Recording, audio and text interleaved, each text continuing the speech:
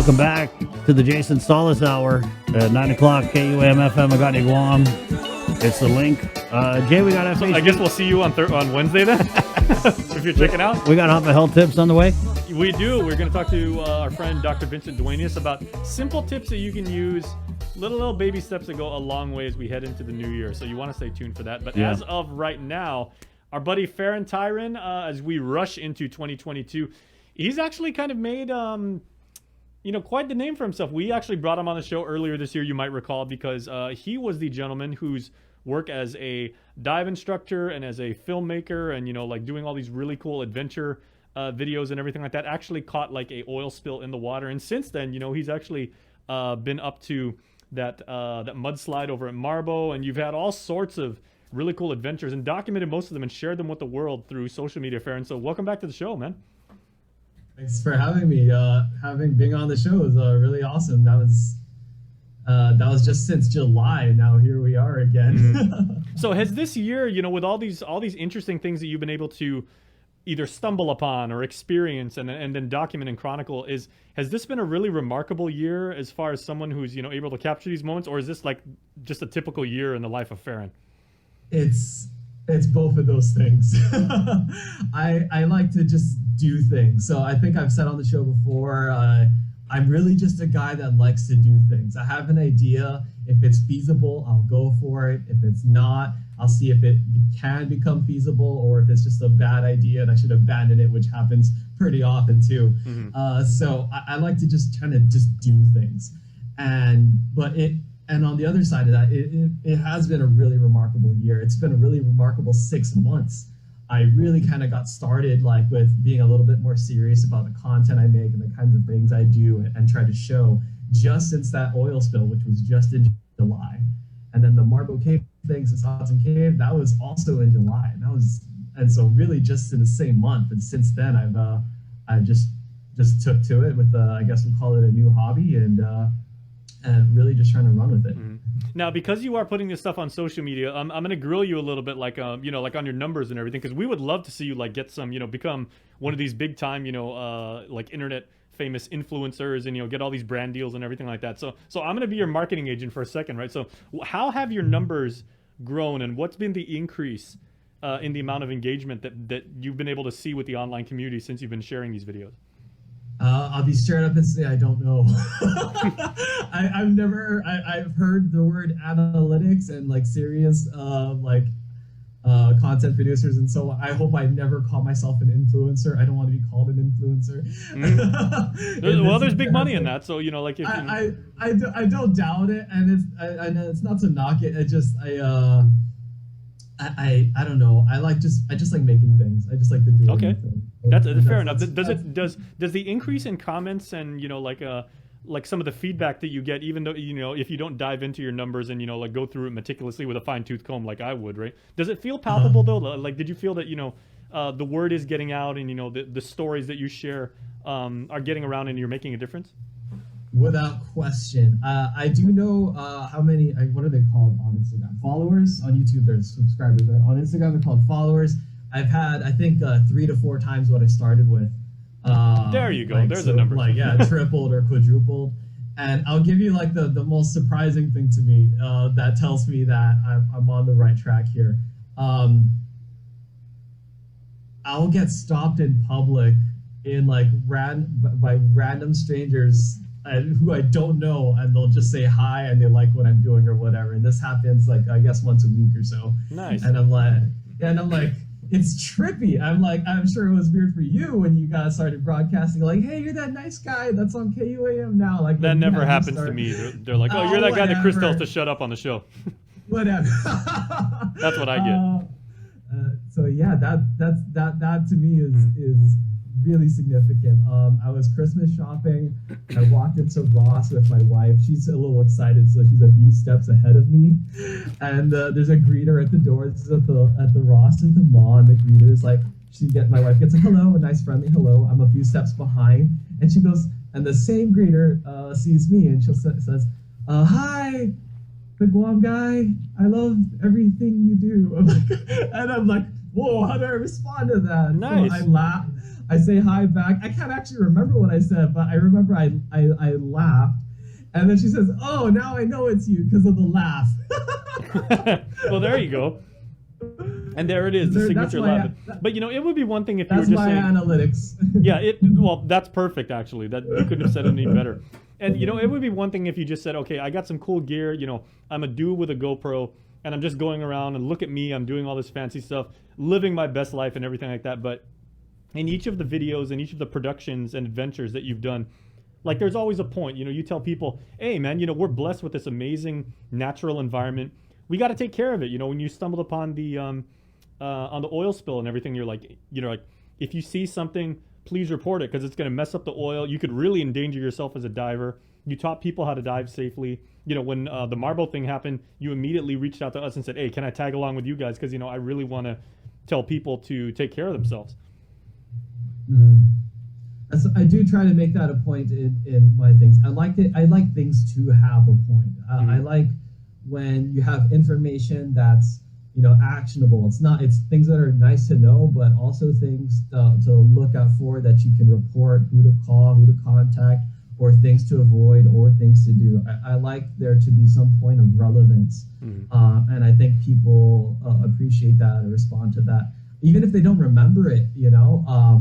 I'll at least plant a seed. So I've had a couple videos about a dead dolphin that washed up, and a friend messaged me and she said, like, "Hey Farron, I found this dead dolphin. Who do I report dead dolphins to?" I'm like, "You report them to me. I want to go see that." And then and then of course I called Brent Tibbetts over at Agriculture, and he came down and we recovered it. So just having things be actionable, have some point of relevance at the very least is something I try to strive for. And that's what I think really separate yourself, because and again, I like the fact that you brought up, I don't want to be known as an influencer, because there might be like a little stigma about that. These videos that you make, and these experiences that you share with all of us and everything, you're not just doing it for the gram, you're doing it for Guam. Yeah, absolutely. If honestly, there's just so much I realize that the things I see, that's just part of my lifestyle, the things that I could share with people, and I just don't quite see it. Maybe if there's somebody else that is doing it, I'm just not seeing it or not seeing that much of it. So I figured I'll do it. The island needs all the allies it can get. Okay, well, I took the liberty, because you shared a bunch of your videos with me, and you said with your permission, right? So I made like a little bit of a supercut. So we've got some videos, like it's this big mishmash of, you did an underwater video about you hung out with some turtles, and then you went rappelling down the side of a waterfall, which is insane, and then you went to St. John's and you did some beekeeping and everything like that. So real quickly, just kind of like with those three situations, like set up what you took away from that and what you learned. Sure. Okay. Okay, so we'll do that when we finish playing this video. So here is Farron's, some of his many adventures right here on the island of Guam. Within the dive community of Guam, this is a fairly known spot to find turtles. Now, I've been coming here for as long as I've been diving, but 12 years ago, I would have seen maybe 1 or 2 turtles lying on top of this coral. But in this video, there's actually 6 of them around. All this time, I just thought it was a place that turtles like. Maybe it's comfortable to them somehow. And that completely changed recently when I noticed something. Do you see it? Look at the little fish. They're pecking at the turtle, and the turtle is totally cool with it. They're eating algae or parasites or whatever off the shell and skin. So you know what this means? The last time I did this hike was 10 years ago, and at the time I thought it was the most dangerous hike on Guam. Fast forward to today, and I still think it's the most dangerous hike I've done here. Purely for the dual challenges of nearly vertical rope climbing up and along slippery waterfalls. So this time I thought we'd try rappelling down the steeper falls, and it was amazing. There are few places you can experience this sublime combination of astounding views and intense adventure. So if you've been itching to get off the island and travel, I know. We carefully remove the individual honeycombs one at a time to be placed into trays for transportation off-site. And it's exactly as weird as it looks to hold a honeycomb in your hands. We got our proper beekeeping safety gear, slips, and then my Zoris. When the last honeycomb is removed and all are packed away, you can either vacuum all the bees into the box or let them come in overnight as they find their way back to their bee. I can feel the wind off of their wings. Yes. Oh, that's so trippy. This is the queen, and this is the little box that she goes in. Just some of the many adventures of Farron Taijeron. Now, Farron, I got to tell you, the turtles, I'm all in. You had me at hello with that and everything like that. Everybody on Guam should share that experience at least once in their lifetime. The rappelling, I've done that. It's super, super fun. It's not as scary as it looks. The beekeeper, you're on your own on that one, bro. you're a braver man than I am. Well, as you can see, we're wearing all of that protective gear, especially the Zoris, right? But it's that's really all up to Chris Rosario, who I have to shout out. One day I was driving through Barragad and I'm like, man, I want to make a video about bees. So I just randomly messaged Chris Rosario, and he's part of the Guam Beekeepers Association. He's also working with the Department of Agriculture Biosecurity Division, if I recall correctly. So if you have bees or whatever, you can call them up, 475-PEST, P-E-S-T, and they can help you out, take care of you, maybe even take the bees and put them into a colony for honey or whatever. And I messaged him like, hey, I want to make a video about bees. Like, well, I got this thing tomorrow at St. John's if you want to come down. I'm like, hell yeah, I want to come down. Mm-hmm. So it was. And like you've said, you've inspired so many people I know, because a lot of people were saying, and you told us this in the very beginning, is you would have young people like message you or something like that. It's like, man, I wish I could be like you, because my gear isn't good enough. I haven't been trained as a filmmaker. But you just say, a lot of it is just your willingness to just reach out to people and say, can I do this? And you basically just shoot what you see. Exactly. That's it. Just if you want to do something, just start doing things. Even if it's not directly the thing, just you can take things in incremental steps and work your way toward a bigger goal or an end product or whatever. Literally all my videos are just GoPros and a friend's DJI drone. I don't even have a drone. Hey, Farron, all it is. I want to ask, who do you think gets the most kick out of your videos? Do you get a lot of engagement from people who are new to the island, or just people from here, or is it kind of like both? I'm gonna guess it's mostly locals, because I'm gonna guess it is mostly locals. If I look through the comments, they all have like a 6-7. Most of them have 671 in their username, or they have a local name. Or if I am getting like kind of stopped in public, it's always locals. Right. So, yeah, I don't think I do try to make my audience the messages I say and the words I use to really just go for a local audience. I'm not trying to. It'd be a real cool story. International. Right. What's that? A real cool story if you head down to Umatic, man, when they're cleaning up the Fort Soledad, how it was vandalized and everything like that. I mean, that in itself is, you wouldn't even have to say anything, just like shoot images, and I mean, like it tells itself.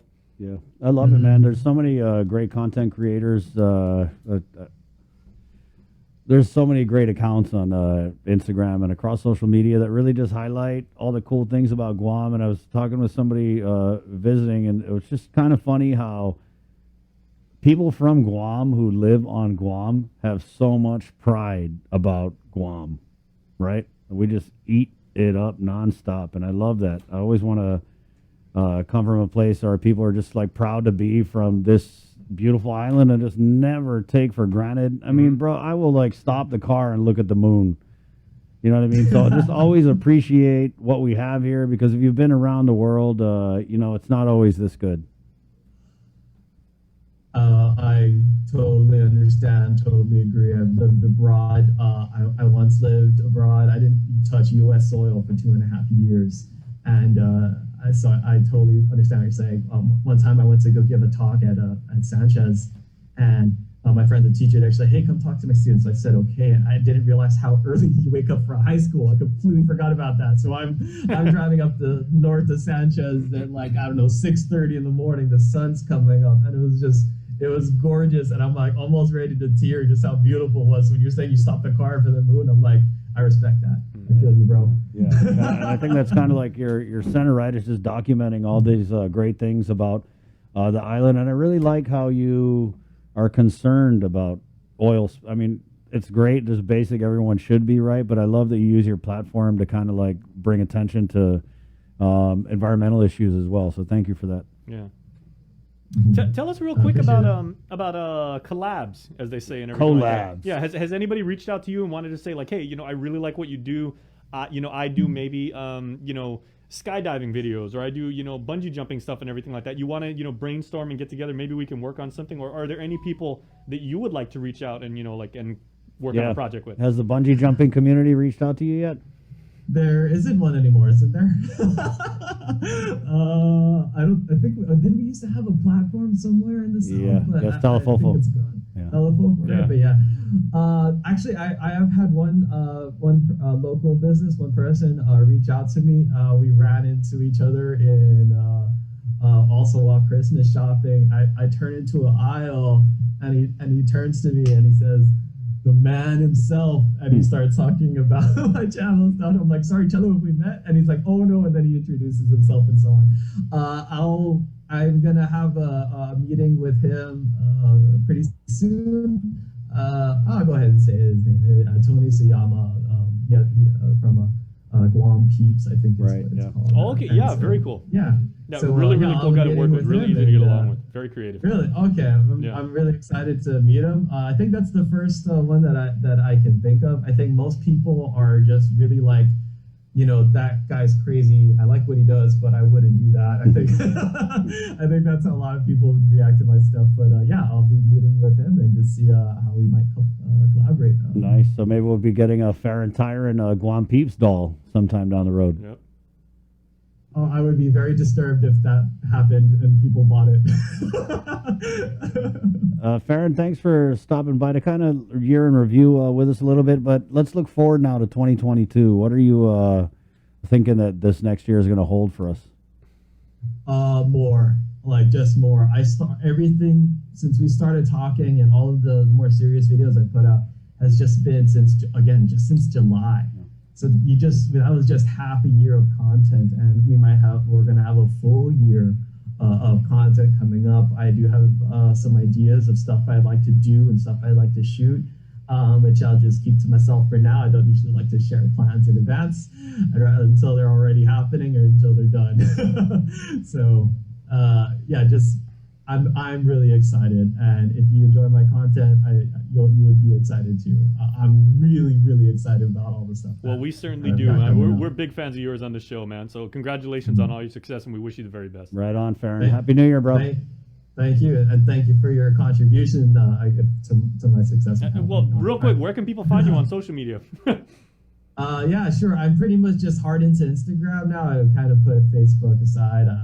I like the Instagram platform. So just the Guam guy, all one word now. I kept the old one where it has the underscores, but yeah, just Instagram the Guam guy. It's amazing nobody took that yet. Yeah.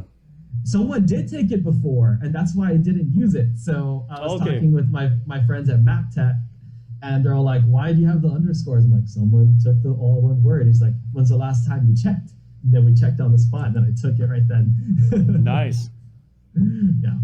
So yeah, Instagram, cool. The Guam guy, all one word, or diveonguam@gmail.com. Thank you, Farron. All right, bro.